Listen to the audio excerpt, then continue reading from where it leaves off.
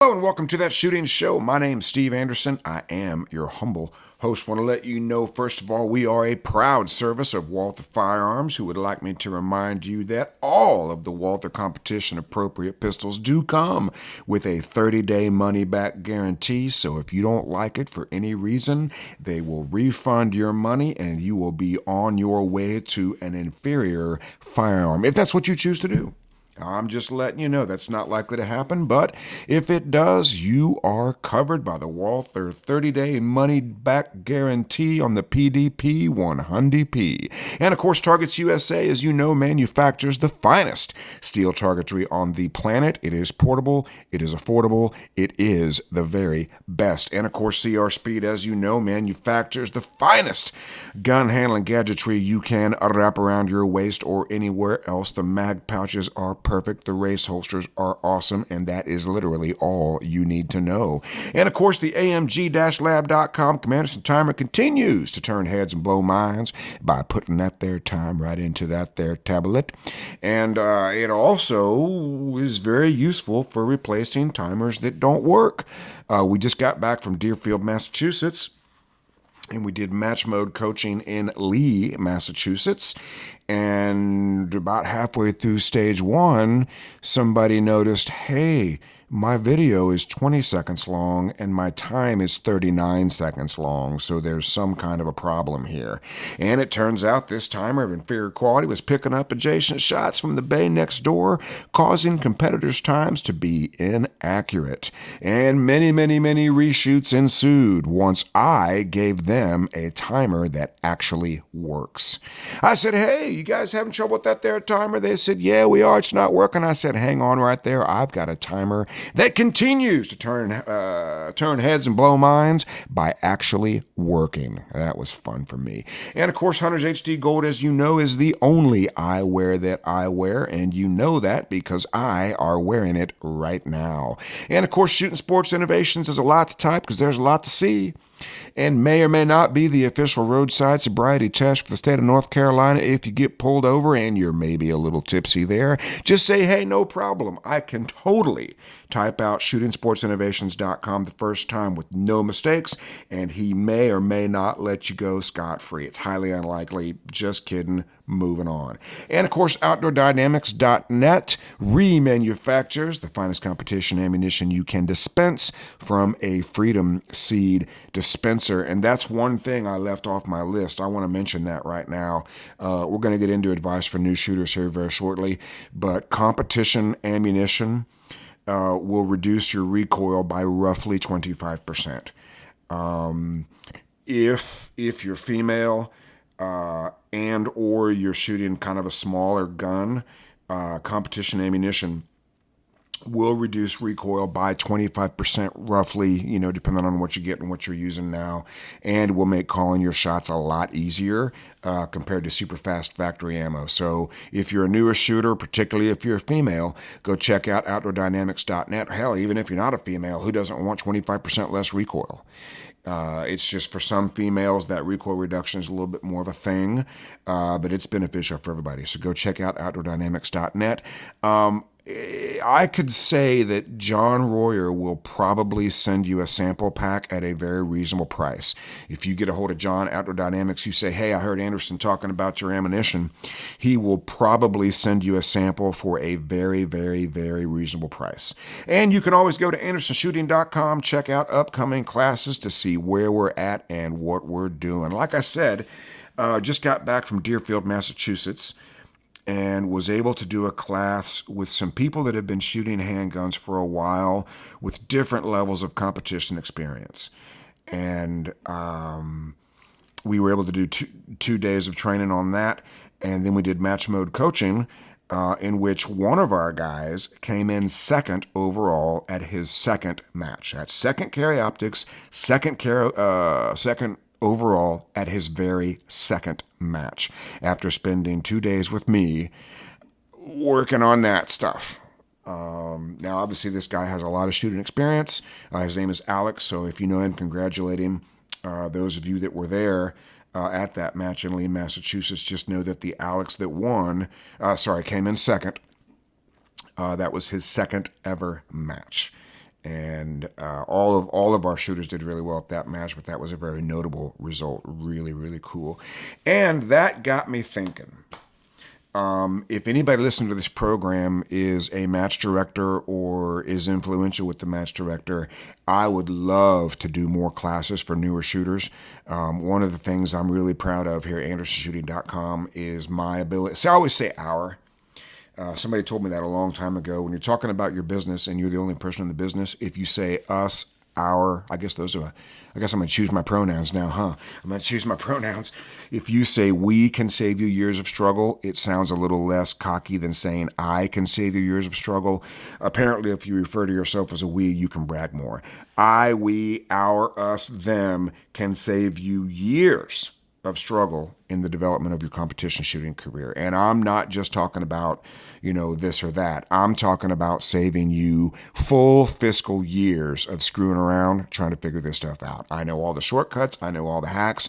I can get you where you want to go as fast as humanly possible, maybe faster. If you don't believe me, ask a guy named Jay Beal. And if you don't believe him, ask a guy named Joey Sauerland about getting to peak potential in a short period of time. Joey Sauerland may be the best example I can think of right now. Jay Beal is also in that category. But Joey Sauerland came to see me very, very early in his competition career and just won. I'm not sure how many area matches he's won this year. He's won so many we can't keep track of them. But he is undefeated at area matches this year, having just reached his 10,000th round of live practice ammunition. All of this happened in about 2 years and started with him coming to see me down at my range. And so if you want to maximize your potential, if you want to get to the top as quick as humanly possible, I can help you do that. And even if you don't want to get to the top, even if you just want to save years of struggle and have more fun in a sport you enjoy, let's keep it that way. Let's keep you enjoying the sport by having the same amount of fun as you had when you got in. See, this stuff starts out as fun. Oh, wow, I went to my first match. I had so much fun. And then maybe we start to lose some of the fun. Maybe we start to struggle a little bit. Maybe it's not so much fun. I have had numerous shooters tell me that their wives don't know why they go. I've had a couple of shooters tell me that their wives said, if you don't start coming in with a smile on your face, you're not going anymore. And so we can make this a whole lot more fun by saving you literally years of struggle. So, advice for new shooters. This is in no way comprehensive. These are just some notes I made fresh out of this experience. I went to this match in Massachusetts. I guess you might call it Massachusetts. I went to this match in Massachusetts. Went to this match in Massachusetts with some newer shooters and some more experienced shooters. But I heard a lot of stuff that I want to address. Okay. And by the way, this is by no means inclusive. These are just the things that are comprehensive. This isn't all the advice I would give new shooters. This is just the most important stuff I came up with quickly. Number one, I need you to understand that every bit of success you're going to have in USPSA or any kind of competition shooting starts out with a subconscious stage plan. You don't drive very well when you're reading a map. You don't drive very well when you're using GPS. You drive a little bit better using GPS than you do a map, but you always drive better when you know the route. So learn the route. Getting better at this stuff 100% starts with a subconscious stage plan. By definition, that means a stage plan that does not require conscious thought. And here's how you get there. You're going to analyze the location of the targets and the number of targets and the specific stage requirements. You're going to strategize to reduce the amount of time spent not shooting. That is literally all a new shooter needs to know about stage planning. Heck, that's all anybody needs to know about stage planning. Reduce the amount of time spent not shooting. It's the best way to raise a hit factor. And then memorize the plan by walking the stage and attempting to predict what's next. So you look at the stage, you've analyzed it, you're doing some strategy, now you've got your plan, now you're walking it. Walk what you can see, and then when the conga line jams up, as it invariably does, try to predict what's next. Oh, here there's 4 steel. Okay, got that. Memorize that plan. Memorizing only happens with repetition. You need some amount of repetition to memorize the plan. And then you're going to visualize executing that stage plan, perhaps with a sight picture and a round count. Whether a round count should be in every visualization, it certainly doesn't hurt, but I don't think it's always needed. Certainly can be helpful. It's never a bad thing. May not always be needed. But if the round count is different than normal, say you get a weird stage where it's 1 shot per target or 3 shots per target. Heck, I did a video consult with a guy here recently. The stage requirement was six on this one, 5 on this one, 4 on this one, 3 on this one, 2 on this one, and 1 on this one. That was super cool. That one was up in Wisconsin. My buddy Gene shot that one. That was really cool. But in that one, the round count would for sure be necessary. I personally have never shot a stage with different round count requirements on each target, but they're obviously out there. Very, very cool. Now, once you've got the plan memorized and visualized, you need double-digit reps of that plan. 10 would be the lowest number. 20 is probably a little better. And those of you that shot that match in Massachusetts, you should be able to remember every target from that match. That was a 4-stage match. You should be able to remember every single target on every single stage. We're not going to take the time to do it right now, but I didn't even shoot the match, and I can remember most of it. I can remember most of it without even having shot the match. And I wasn't even really doing serious walkthroughs either. But once you've done that and you're getting ready to shoot, you're going to do your best shooting with a subconscious stage plan and the lowest number of thoughts you can manage. Those of you that are new, I'm sure maybe you've experienced it. If not, you've surely heard people talk about it. I shoot my best when I'm not thinking and I don't care. Well, those two environments are very difficult to duplicate. Not thinking and not caring, very difficult to duplicate, if not impossible. But what you can do is change what you care about, which we'll get to here in a minute, and you can control, especially with some practice, what you are thinking about. And if you can keep those number of active thoughts as low as possible, that's as close as you're going to get to thinking about nothing, which is when everybody shoots their best. Okay? And then when it's time to shoot, all you need to do is see what you need to see for every shot. Here at AndersonShooting.com, we call that shooting at the speed of sight, and that is always the right speed at which to shoot. So analyze, strategize, memorize, visualize, and then to keep it rhyming, let's say surrender to your eyes. Analyze, strategize, memorize, visualize, surrender to your eyes. I recommend that the only thing you think about be related to vision. And I'd recommend you start with I will see what I need to see or center the dot. Those are the two best places to start. If you see what you need to see for every shot, your chances of getting out of there successfully are pretty good. If you put the dot in the middle of every target, your chances of hitting the middle of every target are pretty good. Okay? And I want you to avoid these errors. Number 1, don't ever walk a stage without knowing the start position, the number of targets, and consequently the round count. We had a stage at this match in Massachusetts where the written stage briefing called for 25 rounds. We could only find 23. Turns out they'd forgotten to put a target in there. Either they forgot to put a target or the written stage briefing was incorrect. But I was the first person, maybe the only one that noticed, hey, this here says 25. We're only counting 23. We thought they were trying to pull a sneaky one on us, so there's got to be one out here somewhere. So I went behind all the vision barriers and counted the targets. It's very easy to count the targets from the back of the bay. Counting from the back of the bay surely is the easiest way. Sorry about that.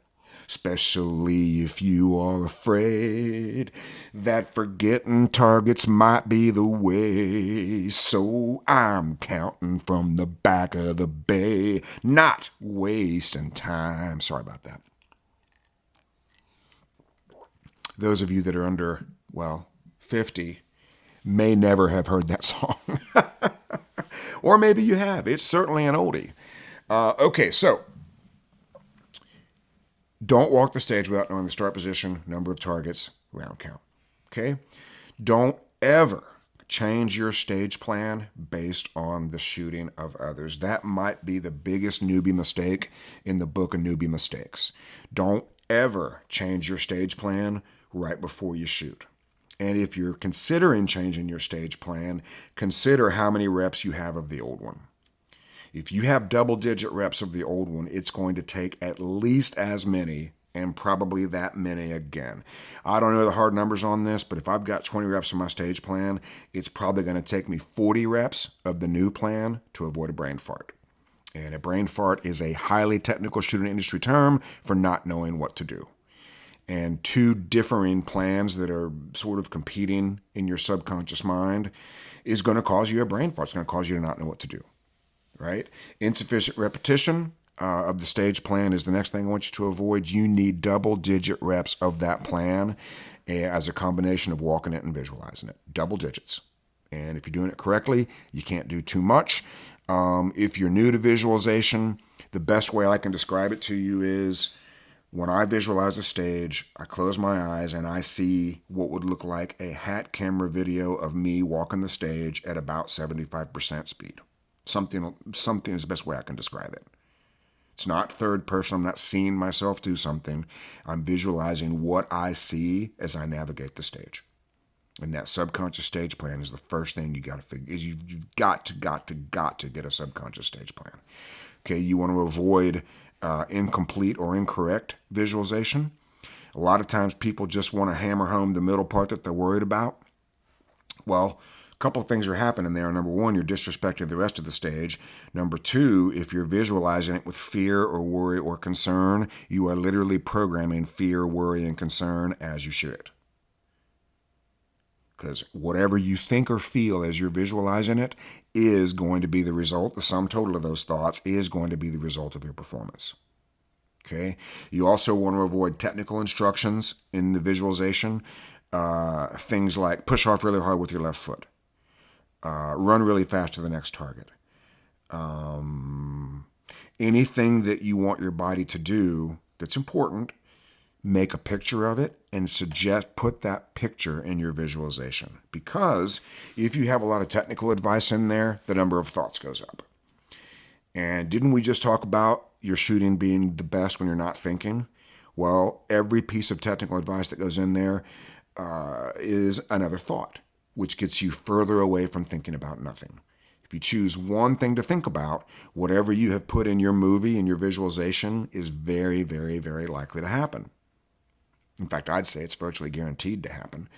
But if there's a bunch of technical advice in there, then the conscious mind is busy obeying and prescribing technical advice and can't do as good a job. Well, it doesn't do as good a job letting the subconscious shoot the gun. We'll get a little too technical there for new shooters. But you've probably noticed by now that whatever you're thinking about, you get. If you decide to go fast, you'll go fast. If you decide to go slow, you'll go slow. But if you get a subconscious stage plan and decide to see what you need to see for every shot you fire, that is what will happen.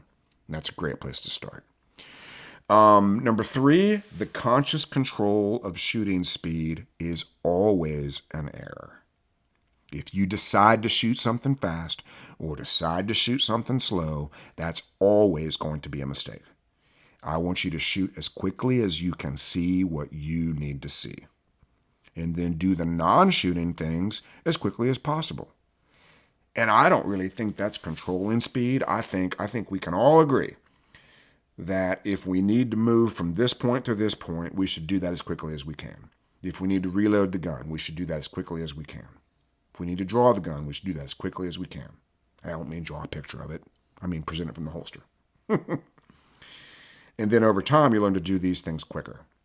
But the conscious control of the actual shooting is always an error. And slowing down is just as bad as speeding up. If somebody has a sight picture issue and a trigger control issue and they slow down but don't fix those two problems, now they've still got a visual patience issue. And by the way, visual patience means waiting to see what you need to see before you fire the shot. We use the term a lot around here because it's very important. But if somebody is prone to firing the gun without seeing what they need to see, or they're prone to a trigger manipulation problem, and we slow down without fixing those two problems, now we've got two problems. Now we're leaving poor shots, and we're doing it slowly. Hang on, I got a minor technical problem here. Oh, this is a troublesome technical problem. I'm not even sure if we're recording anymore. There we go. And we are still recording. Sorry about that little technical issue there. You got to watch me bang on the keyboard, not in frustration, but in resolution that I was going to solve the minor technical problem. Check it out right here. Looks like we're still in good shape. Okay, so the next thing you're going to do is pre-accept the results. Oh, by the way, one last thing about slowing down. Slowing down the shooting tends to slow down everything. Slows down the draw, slows down the reload, slows down the movement. So consciously slowing down is just as bad as consciously speeding up. Okay? And then I want you to pre-accept the results. And now this is true for everybody, but it's really true for new shooters. You need to be thinking, I am here to learn. I'm here to learn how to compete. I'm here to learn the sport. I'm here to learn the rules and the results. It is what it is. Right? It doesn't mean you're going to come in last, but it probably means you're not going to come in first when you're a new shooter. And that is what it is. And you also have to realize nobody cares about your shooting as long as you are safe. Nobody cares. Everybody can remember their first match. Didn't go very well. Well, I mean, it probably went very well if you didn't get DQ'd, but you probably didn't finish very well. And most of you will have a far better first stage than I did. When I shot my first stage, I literally shot every target twice, including every single no-shoot. So unless you got DQ'd, the vast majority of you will have a better first stage than me. So pre-accept the results. Worrying about the results is what causes under-trying or over-trying, and those are never, ever, ever good things. The next thing you need to know is that your percentage of the division winner should always be rising with each match. If you came in 15% of the division winner, that number ought to be 16% next time. If you're training, if you're learning. And this is a great time to become an expert in what's happening when you get it right. When you're a newer shooter, getting through your first match without a DQ is 100% success. That's really your only job. It's your first match, get through that match without DQ. Safely, finish the competition safely. And then over time, your percentage of the division winner should be rising if you're doing any training at all. And if you're not going to do any training, that's fine too, but you can't really expect your percentage of the winner to be improving if you're not doing any training. We don't do that anywhere else. Right? Well, I'm doing literally nothing to get better at this thing, and I'm frustrated that I'm not getting better at this thing. Well, that's interesting.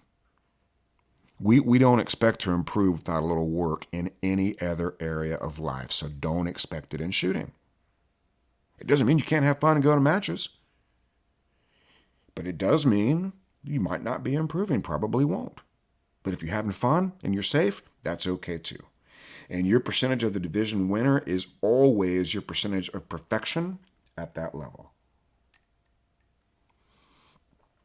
There will never be any such thing as a truly perfect run in the world of shooting. Maybe one or two extremely isolated examples based on weird scoring. But outside of those very rare exceptions, there'll be no such thing as perfect. But your percentage of the division winner is always your percentage of perfect for that day, for that match. So whoever wins the stage comes in at 100%. That's how the scoring works. You came in at 72. Congratulations, you were 72% perfect. You weren't 28% crap. You were 78% perfect. Hope I got that math right. It doesn't matter. I'm sure I did. You get my point. So, how do you increase your hit factor? Hit factor scoring can be very confusing. Hell, I competed for at least 2 years before I even understood stage points and match points. And I was winning matches and I didn't understand it.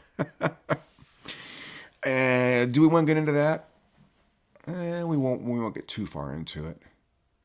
But I do want you to understand hit factor. Hit factor is nothing more than points per second. Okay? points per second. If I draw and shoot 2 alphas in 1 second, that's 10 points divided by 1 second. That's a 10 hit factor. Okay, that's easy to understand. If I draw the gun and shoot 2 Charlies in 1 second, that would be 6 points in minor scoring. Oh boy, we just opened up another can of worms with minor scoring. That'd be 6 points in 1 second. That would be a 6 hit factor. So in that case, dropping from 10 points to 6 points in the same amount of time reduced the hit factor by 4 points. That's a very easy one to understand. Okay? So you want to either increase your points or reduce your time to increase a hit factor. Okay? Both of those will do it. Increasing points with the same time will increase your hit factor. Reducing the time with the same number of points will increase the hit factor. Increasing the points and reducing the time will dramatically raise the hit factor. Okay? All it is points per second. And the easiest way to do it is to reduce the time spent not shooting. And for new shooters, the absolute easiest way to raise your hit factor is to hit the steel targets the first time and not have any misses. That's the easiest way. Well, that might be true for everybody.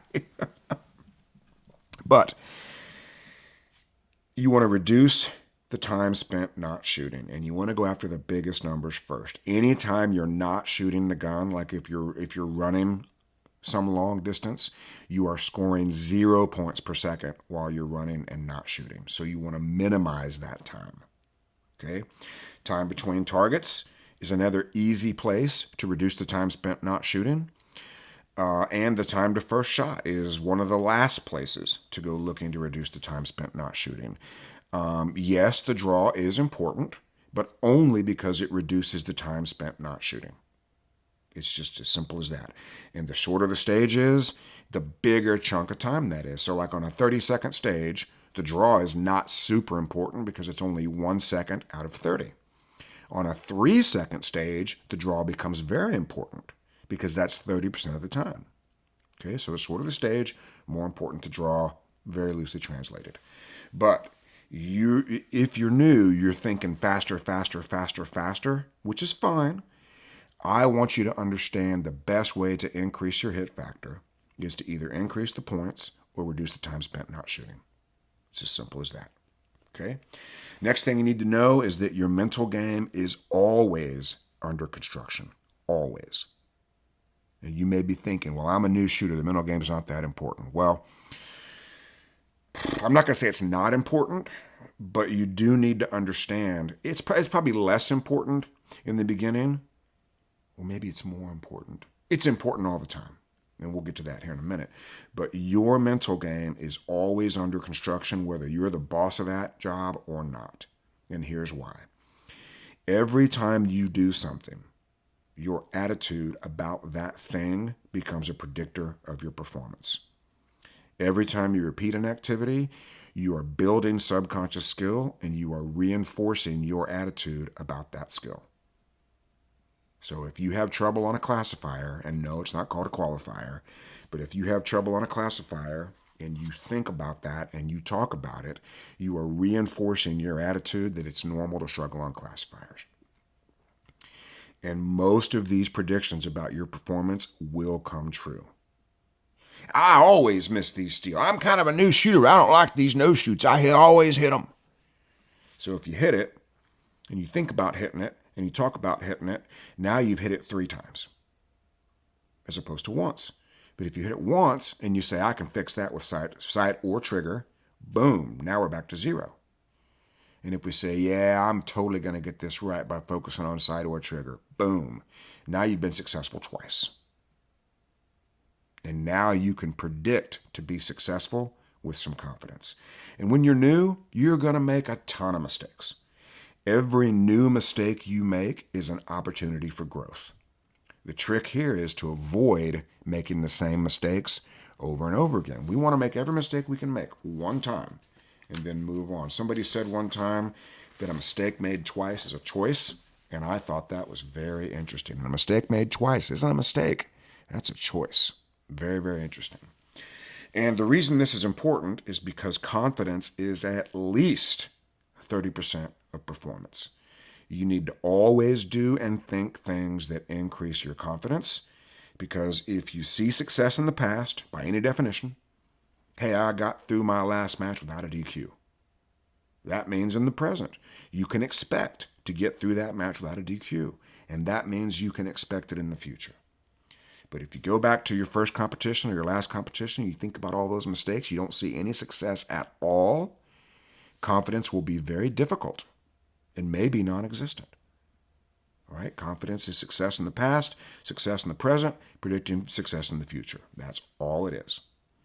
And you need to understand that level of participation is very different for competition shooters and measure accordingly.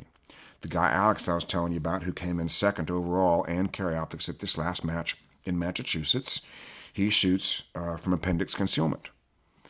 And this guy, after his third stage, he was already giving interviews, right? The news showed up. Hey, who is this guy? Well, the news didn't show up, but I did overhear him giving interviews.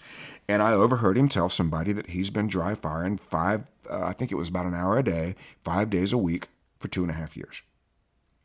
Now, I would say anybody who's doing appendix draws from the holster, appendix concealed, that's been doing it for an hour a day, 5 days a week for 2.5 years, we have every right to expect that, right? But if we're not doing that and we're not participating at that level, we don't have a right to expect that level of skill. It's as simple as that. The guy that's winning your local matches, he's got a lot more invested in this time and money than you currently do if you're a new shooter. So you need to take that into account. Yeah, you may want to be able to do those things, but are you willing to undertake that level of participation? That's something you need to consider. And I need you to understand, number 10, you will never, it is not possible to get faster and more accurate at the same time. So please don't try to do that. It's not possible. So that means you're going to need to learn and understand the 3 modes of practice. The first mode of practice we're going to talk about is accuracy. That means learning the ability to fire every accurate shot that the sport requires. And there's no measurement of time when you're learning to be more accurate. Okay? If you're not able to hit 2 alphas at 25 yards, there is no point in timing that until you can do it. And once you can do it every time, now we can begin working on ways to get that done a little quicker. But if you can't make the shot, there's no point in measuring the amount of time it takes you to not make the shot. Okay? Now, if you can make the shot, then you can get into a little bit of speed mode training. And speed mode training may not be appropriate for advice for newer shooters, and we will get to it in a minute. But in accuracy mode, the target is more important than the timer. In speed mode, the timer is more important than the target. And that's a slightly more advanced training technique that a really new shooter may not quite be ready for, but will be ready for soon. It's just easy to misunderstand. So it's kind of an advanced topic. Now, match mode practice simply means you're practicing analyzing, strategizing, memorizing, and visualizing stages. That's match mode practice. You're learning to compete. And match mode practice really isn't about practice shooting. It's about practicing competing. Can I learn this course of fire, or I'm improving my ability to learn this course of fire and leave only acceptable shots as quickly as I can see them? That's match mode. Very, very simple. It can be done in live fire. It can be done in dry fire. So live fire, let's go back to accuracy for just a minute. Live fire is for learning how to shoot with acceptable accuracy. And I need you to be able to shoot alphas out to 25 yards. It's the longest practical distance you're likely to see anytime here in the future. You may belong to a club that likes to put further targets out there, but 25-yard alphas is a pretty good standard of accuracy. Okay, just go learn to do that. It's either going to be sight or trigger. And you may find it's a little bit more trigger than you thought. Most people are smart enough to aim at the A box at 25 yards. They know how to do that, especially with a dot. So if there's a miss or if there's an accuracy problem, it's far more likely at that distance to be trigger than it is to be sight. Far more likely. right? And that's true for all shots as they become more difficult. Trigger is going to become more important than sight as long as sight is acceptable. Baby, learn to do it. There's no point in putting a timer on that until you know how to do it. When you shoot partial targets, I want you to shoot them in the center of the available target area. That doesn't mean spraying it brown. That doesn't mean dooming yourself to Charlies and Deltas. That means anytime there's a partial target, I want you to shoot in the center of the available target area. Okay, it's just as likely to be Alpha Charlie as it is to be 2 Charlie as it is to be Charlie Delta. But it will never be a Mike and a no-shoot if you fire an accurate shot at the center of the available target area on partial targets. And if you want to get good really quick, I would humbly suggest, well, not so humbly and not so suggestively, that you get really good at shooting one-handed. One-handed shooting is something that most shooters don't practice very much, if at all. And if you're reasonably training, the one-handed shooting is a pretty easy way to start doing better on stages and start doing better on classifiers because so few people practice shooting the gun one-handed. Anytime you have an accuracy problem, it's either going to be sight or trigger. I suppose it could be both, but it can't be trigger until the sight pictures. Well, let's put it this way. The problem can't be trigger until we have an acceptable sight picture. And once we have an acceptable sight picture, the problem can only be trigger. I hope that wasn't too complicated. I thought that was actually pretty brilliant. And splits will always be the least amount of time spent not shooting. Splits is time between shots on the same target. Will always be the least amount of time spent not shooting and is the worst place to go looking for speed. And we'll get to that when we get to the bad advice. If somebody's trying to go out there and practice pairs, be careful. 2 shots on one sight picture, be careful. That is a high level technical skill for some shooters on some targets, but it is certainly not the normal mode of operation. Okay? Be careful. And that brings us to shot calling. Shot calling is the most important skill you can have in these shooting sports. And all that means is knowing whether the shot was acceptable as the gun goes off.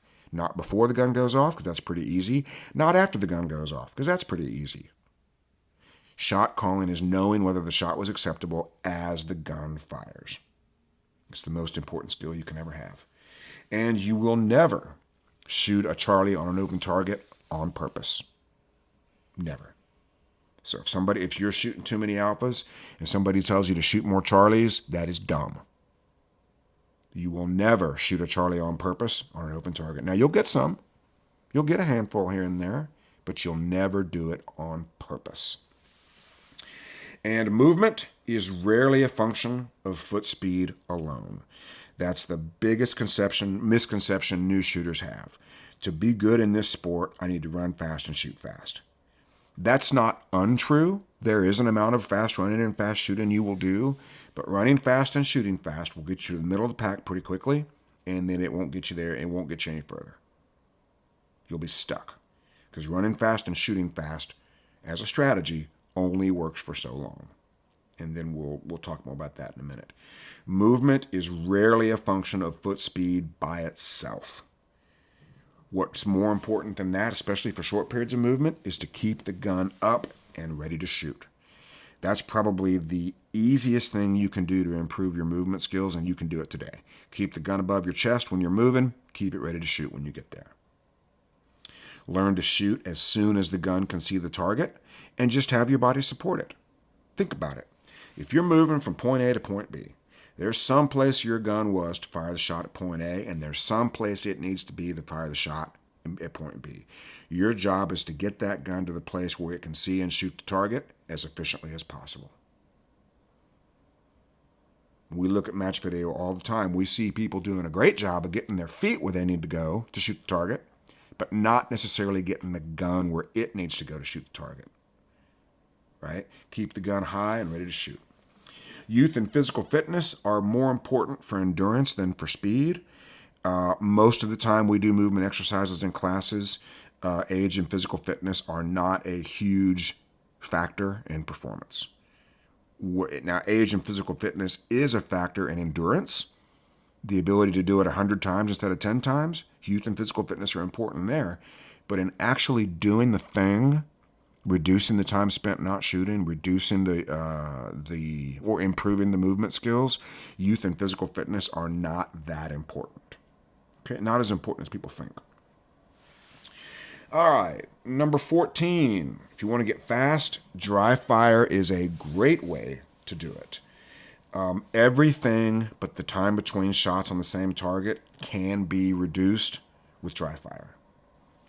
And I would suggest everybody, certainly today, that is fast, got that way with dry fire. I can only think of one person who claims to never dry fire, and I'm not sure if I believe him. But the vast majority of people you're going to see at your local match that are quick got that way in dry fire. Okay, repetition is more important. Let's see. Let's just go back to par times.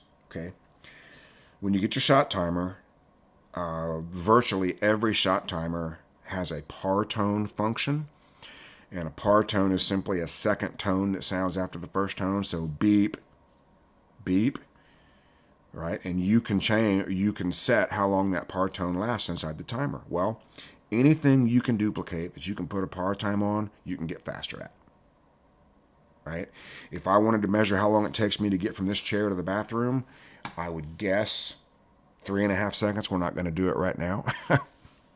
But if it's taking me 3.5 seconds, and I suppose what I have to do would I suppose what I have to do in the bathroom might help me dictate how long it takes me to get there. But all I got to do is set the par tone at 3 seconds and figure out a way to do it a half second faster. And then set it for 2.5 seconds. What do I got to do this thing in 2.5 seconds? It could be anything. Draw to first shot or draw to a sight picture is where most people start. Right? If it's taking you, 3 seconds to draw your gun and find it out on a target, well, that time needs to come down. So do that 10 or 12 times.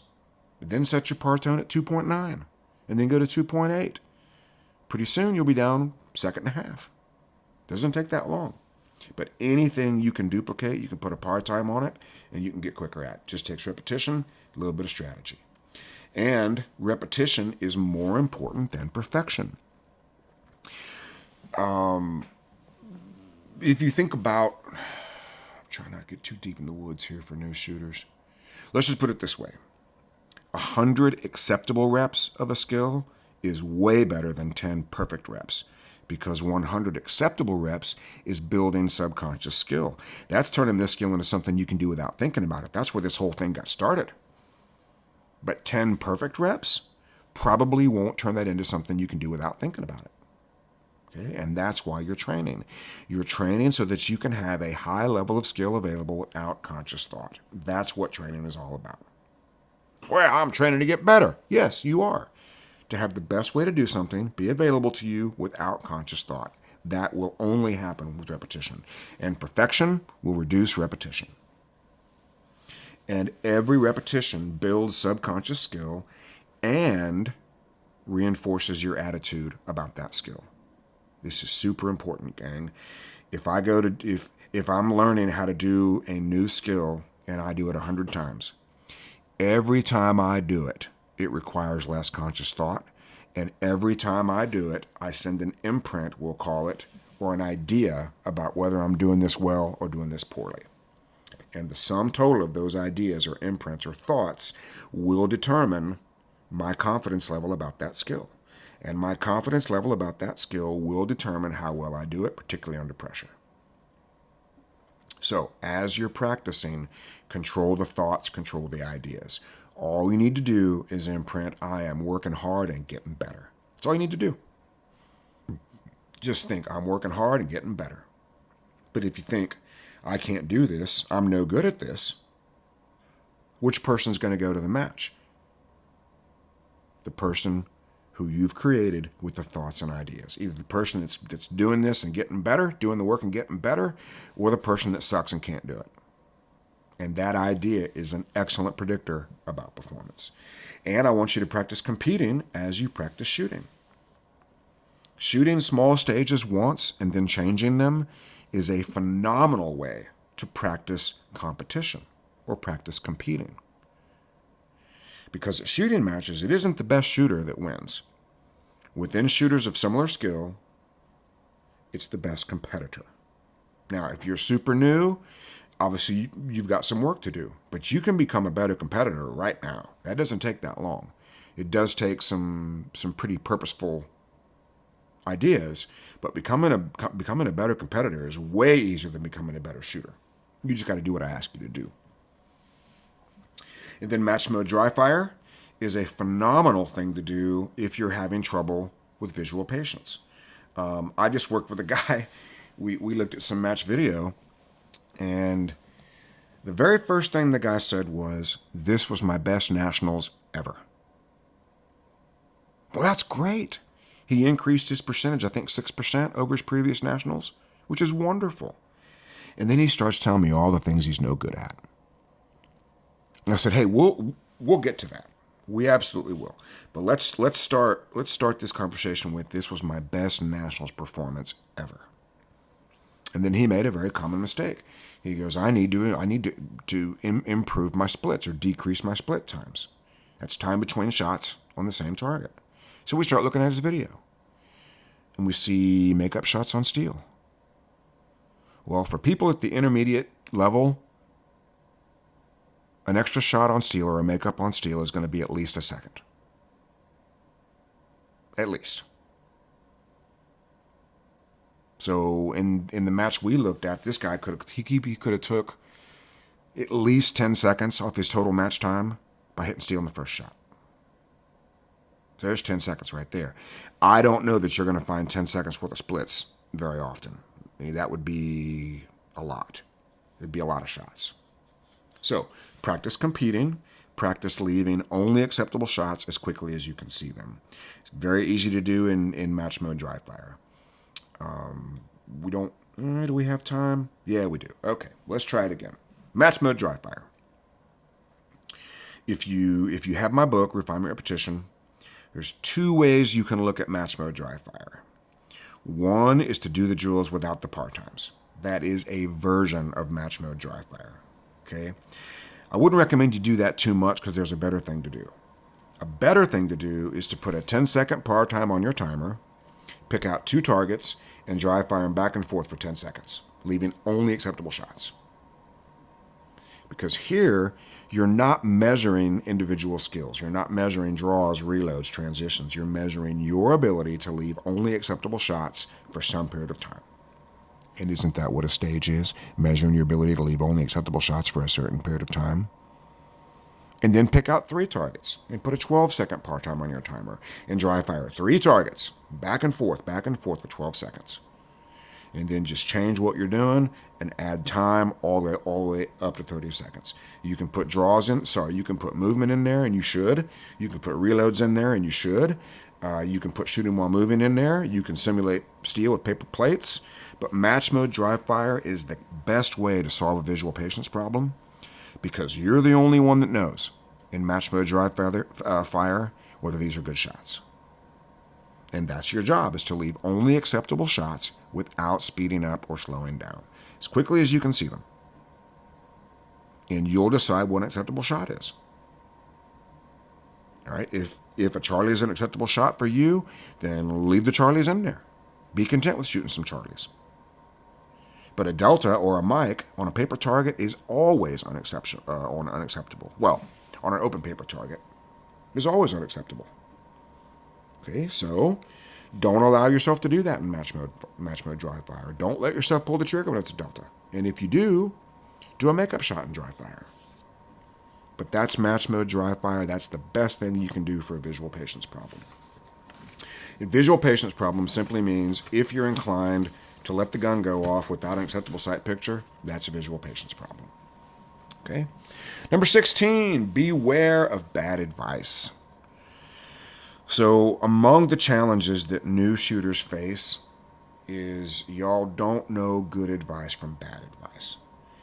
It is very unlikely that anybody's trying to damage you with intentional bad advice, But there's some serious bad advice out there you're going to get when you're new. And if you're female, it's probably going to double. And if you're a highly attractive female, it's probably going to quadruple. Okay? Here's some examples of really bad advice.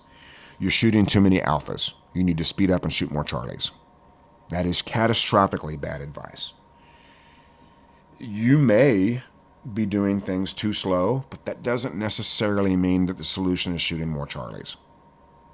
Okay? The solution is increasing the rate of speed at which you can fire good shots, not intentionally firing bad shots, right? And then the next one is slow down and get your hits. Guys, slowing down is just as bad as speeding up, and it's never the solution. The solution is to pay more attention to what you're seeing, not necessarily slow down, because remember, and it will cause a reduction in speed for sure, but it'll cause the right reduction in speed as opposed to an arbitrary reduction of speed. Okay? If you're firing inaccurate shots, once again, it's either sight or trigger. Beginning level, it's likely to be trigger. At the upper level, it's likely to be sight, which is kind of ironic if you think about it. We'd have to ask Alanis Morissette if it's ironic because she's the ultimate arbiter of irony. Alanis Morissette, look it up. Isn't that ironic? We have to look up the irony of the arbiter of ironicalness, ironicism, irony. There we go. Got it. Okay. Slow down and get your hits is terrible advice. Get your hits is good advice. Slow down to get your hits is terrible advice. Paying a little bit more attention may result in slowing down a little bit, but it'll be the right amount. Every club has a shooter. Another technical problem here. There we go. Most clubs, if not every club, has a shooter that can have a bunch of misses and still win stages and matches. That shooter can only do that at the local level. You cannot win stages by having a bunch of misses at the regional and national level. You can win matches by having a handful of misses, but you'll never win a stage at the regional or national level with 3 misses. It's just not going to happen because everybody's as fast as that guy. So if somebody says, the top guys can still miss and win, that's only true at a very local level. And please take your advice from the top of the leaderboard, not the bottom of the leaderboard. Okay? I'm not going to say that every great local shooter is giving great advice, but they're probably giving better advice than the guys that aren't winning. It doesn't mean you're going to get great advice, but be more inclined to take your advice from the top and not the bottom. And it would also be very wise to have a trusted mentor you can use to vet the advice you're getting. That way, if somebody tells you to do something, you've got somebody. You can always email me and I'll do it. We turn it into a podcast topic. Right? But there's a lot of bad advice out there. And if you can, I want you to insulate yourself from the culture of negativity that exists at shooting matches. What you're going to hear is a bunch of people standing around and complaining about the things that they don't want to have happen. They're going to be standing around telling you everything they did wrong, why they hate it, and then they can't figure out why it continues to happen. So do not think or speak of your mistakes. You probably already know all you need to know. So talking about a miss that you had on a target with somebody else, you're not learning anything from that conversation. Now, if you don't know how to fix the problem, ask somebody, hey, why did I get a mic on that target? And if they're smart, they'll say, well, it was either sight or trigger. Or they'll probably say you were going too fast. Well, maybe you were going too fast, but that didn't cause the problem. What caused the problem was either a insufficient sight picture or a trigger pull that moved the gun. It can only be one of those two things. And slowing down won't automatically fix either one of them. Slowing down will just slow you down. Fixing the sight picture or the trigger problem, that'll correct the problem. And you can get an acceptable sight picture and acceptable trigger pull as fast as you want to, at all times. So slowing down by itself is not the answer. Think and speak of the solutions if you know them. And a great way to start doing this is just to say, next time I will. Next time I will get a better sight picture on that steel target. Next time I will get a more gentle trigger pull. Right? It's much, much, much better for your mental game than talking about all your mistakes and all your problems. And always tell yourself what to do as simply as possible. And when I started out this outline, I actually wrote down never tell yourself what not to do, and then I realized that I just told you not to do something. Isn't that interesting? Fell into the trap. Obviously, we've already made that statement. That statement is kind of necessary to get people thinking in the right direction, but always tell yourself what to do instead of what not to do. Everything you tell yourself creates a picture. That picture tends to be your immediate future. So always tell yourself what to do instead of what not to do. And get some training early. If you're a new shooter, I want to work with you. I want to come to a class with you if you're a new shooter. Get together 3 or 4 or 5, 6, 7 new shooters and say, hey, Anderson, come save us years of struggle. Because it is so easy to do and so gratifying to do. I can literally save you 5 years or more of screwing around in this sport. So that's the absolute best advice I've got. Come get some training if you're new, and we will literally save you years of struggle. All right, folks, hope you've enjoyed this program aimed at new shooters. On top, what do we got here? 18 tidbits of advice for new or newer shooters. And as always, if you have questions or podcast topics, please send them to me. Catching up on email right now after being on the road for a little while, so be patient with the emails. I will get to them just as soon as I possibly can. Till we meet again, be like me, do what I do, say it with me. 1, 2, 3, get to work.